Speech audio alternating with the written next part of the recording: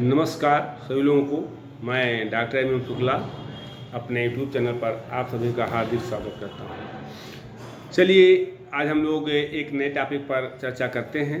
आज का जो हमारा विषय है वह है शिक्षा मनोविज्ञान का अर्थ और परिभाषा। तो सबसे पहले हम ये समझते हैं कि शिक्षा मनोविज्ञान है क्या। शिक्षा और मनोविज्ञान अगर आप देखें तो दो शब्दों से मिलकर बना है, एक शिक्षा और दूसरा मनोविज्ञान। शिक्षा क्या है इस पर हम लोग चर्चा कर चुके हैं। शिक्षा का अर्थ, शिक्षा की परिभाषा, शिक्षा का शाब्दिक अर्थ, संकुचित अर्थ, व्यापक अर्थ, वास्तविक अर्थ, शिक्षा की परिभाषा, शिक्षा के उद्देश्य, शिक्षा के संप्रत्यय, कॉन्सेप्ट ऑफ एजुकेशन को भी देख लिए हैं हम लोग, प्रोसेस ऑफ एजुकेशन देख लिए हैं, काइंड्स ऑफ एजुकेशन देख लिए हैं, एजेंसीज ऑफ एजुकेशन देख लिए हैं। इन सभी पे हम लोग चर्चा कर चुके हैं।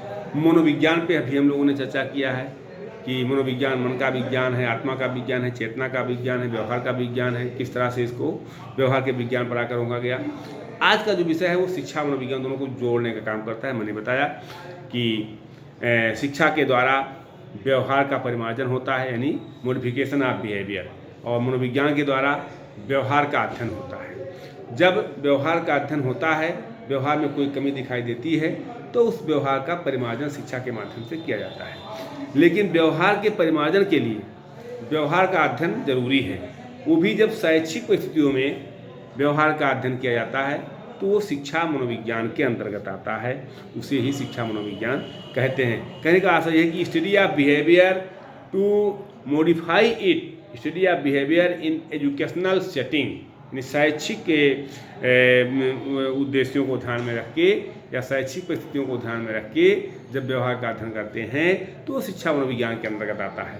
हमने आपको जैसा कि बताया कि शिक्षा मनोविज्ञान मनोविज्ञान की एक अत्यंत महत्वपूर्ण शाखा है जो शिक्षा प्लस मनोविज्ञान के संयोग से बना है। शिक्षा का संबंध मानव व्यवहार के परिमार्जन से होता है, जबकि मनोविज्ञान का संबंध व्यवहार के अध्ययन से होता है। अब मानव व्यवहार के परिमार्जन के लिए मानव व्यवहार का अध्ययन करने की आवश्यकता स्पष्ट है। भाई किसी के व्यवहार में परिमार्जन आप कैसे कीजिएगा? जब आप उसके व्यवहार का अध्ययन करेंगे और उसके व्यवहार में आपको कोई कमी दिखेगी तब आप उसको परिमार्जन करने का प्रयास कीजिएगा।